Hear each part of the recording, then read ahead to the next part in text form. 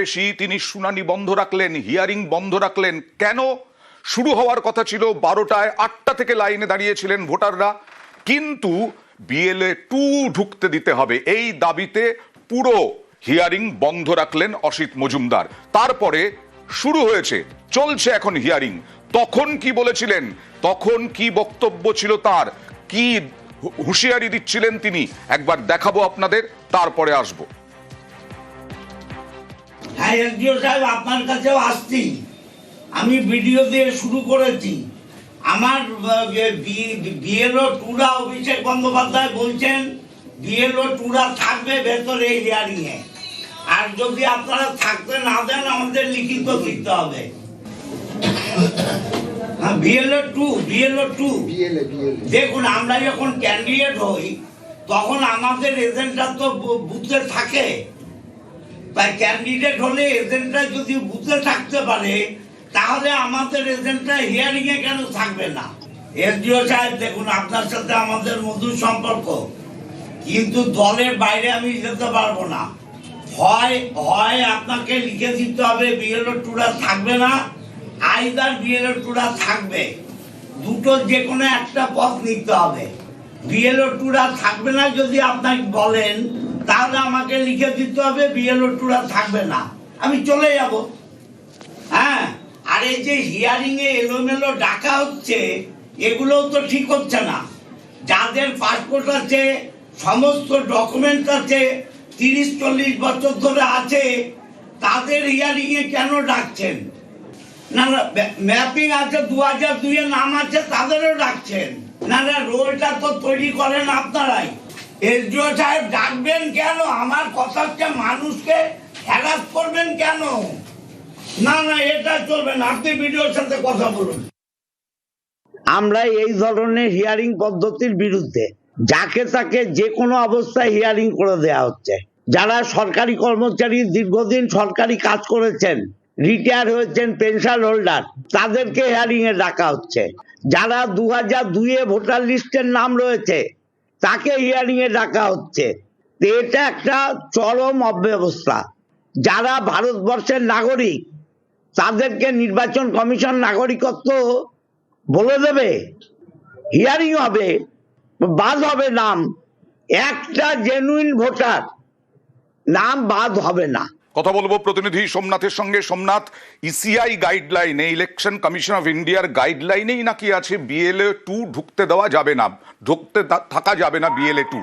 সেখানে অসিত মজুমদার আবার বলছেন যে আগামীকালও যদি BLA 2 কে ঢুকতে না দেওয়া হয় তাহলে বন্ধ থাক করে দেবেন আবার।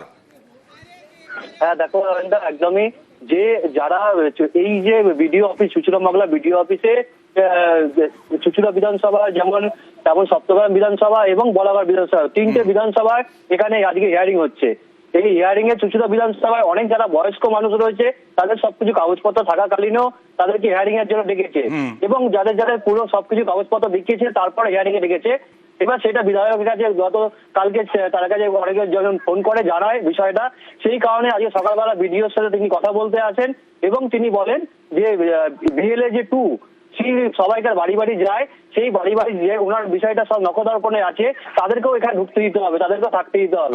কিন্তু যখন ভিডিও যখন সেখানে না বলেন যে তাদেরকে এরকম BLA 2 যারা রয়েছে, BLA 2দের এখানে ঢুকতে দেওয়া যাবে না, তখন তিনি তার যে দলবল আছে তাদেরকে সঙ্গে সঙ্গে বলে নির্দেশ দেয় যে নিচের যে গেট আছে সেই গেট বন্ধ করে দেওয়ার জন্য।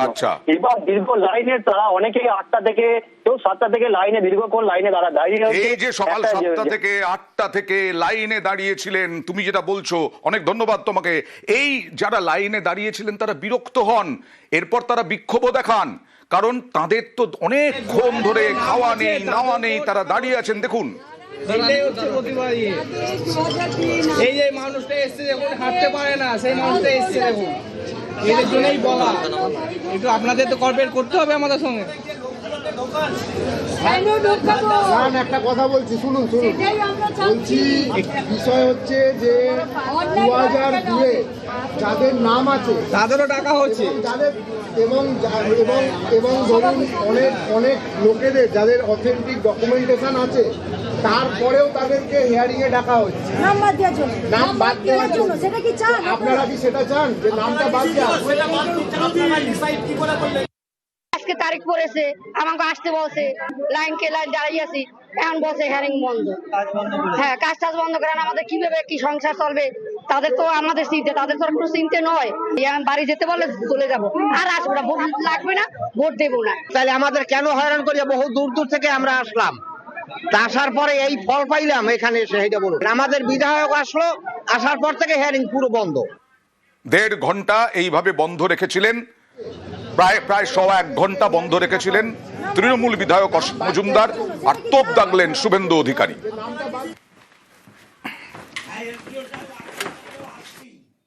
তৃণমূল বিধায়ক অসিত মজুমদার বলছেন শুনানিতে বিএলএ 2-দের থাকতে দিতে হবে। ইলেকশন কমিশনের উচিত ওর বিরুদ্ধে এফআইআর করা এবং যে যে জায়গায় আসানসোল সহ যেখানে যেখানে এই ঘটনা ঘটছে কেন্দ্রীয় বাহিনী মোতায়েন করা। এদের একমাত্র লাঠা ঔষধ ছাড়া অন্য কোনো ঔষধে এরা কাজ করবে। ইলেকশন কমিশনকে সম্পূর্ণ ক্ষমতা সংবিধান দিয়ে গেছে, সংবিধানের 324 ধারা অনুযায়ী।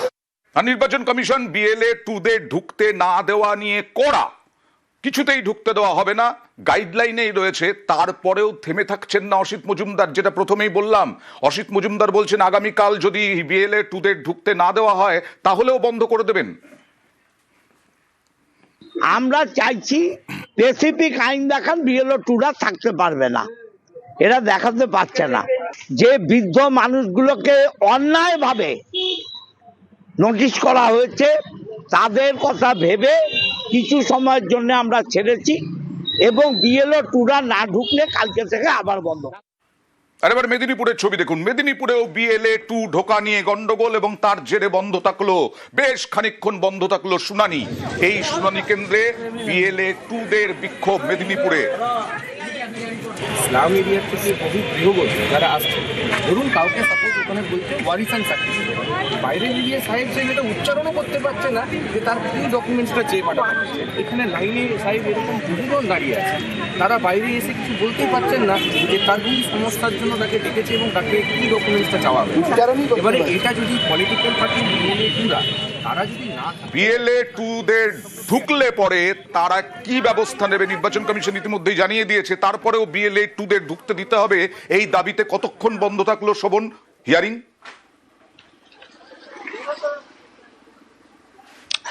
একেবারে অয়ন্তা, দেখো প্রায় 40 থেকে 45 মিনিট কিন্তু আজকে যে হিয়ারিং ছিল, হিয়ারিং পর্ব ছিল, সেই হিয়ারিং পর্ব বন্ধ রাখতে বাধ্য হলো নির্বাচন কমিশনের যারা আধিকারিকরা ছিলেন। কারণ হচ্ছে বিএলও 2-দের যেটা দাবি, যে যারা স্লাম এরিয়া থেকে যেসব মানুষেরা আসছে, ভোটাররা আসছে বা নিরক্ষর যেসব ভোটাররা আছে, তাদেরকে কিন্তু তাদের সঙ্গে কাউকে প্রবেশ করতে দেওয়া হচ্ছে না, যার ফলে কিন্তু তারা হয়রানির শিকার হচ্ছে। এবং বিএলএ 2 যারা রয়েছে তৃণমূলের শাসক দলের যারা বিএলএ 2, তাদের যেটা দাবি যে তারা যদি প্রথম থেকে এসআইয়ের যে প্রক্রিয়া ছিল সেই প্রক্রিয়ার মধ্যে তাদেরকে ইনভলভ করা হয়েছিল, অর্থাৎ বাড়ি বাড়ি ফর্ম ফিল আপ থেকে শুরু করে ভোটারদের চিহ্নিত করা, সমস্ত কিছুতেই বিএলএ 2-দের সহযোগিতা নেওয়া হয়েছিল। তাহলে এক্ষেত্রে যারা নির্বাচন হিয়ারিং এর কেন্দ্রে এসে যারা হয়রানির শিকার হচ্ছে তাদের সহযোগিতা করতে বিএলএ 2-দের আটকানো হচ্ছে কেন, এই দাবি তুলেছিল বিএলএ 2-রা। এবং তার পাশাপাশি নির্বাচন কমিশন এখনো পর্যন্ত লিখিত আকারে এখনো পর্যন্ত নির্বাচন কমিশন কোন রকম গাইডলাইন দেয়নি যে বিএলএ 2-দের এই হিয়ারিং কেন্দ্রে ঢুকতে দেওয়া হবে না। সেই কারণেই কিন্তু মূলত আজকে বিক্ষোভ দেখায় তারা, যে তাদেরকে লিখিত গাইডলাইন দিতে হবে। নির্বাচন কমিশনের তরফে যে গাইডলাইন প্রকাশ করা হয়েছে তার লিখিত কপি তাদেরকে দিতে হবে এবং নোটিশ আকারে সেইগুলো হিয়ারিং সেন্টারে টাঙাতে হবে। দেখা যাক কি বলছে নির্বাচন কমিশন।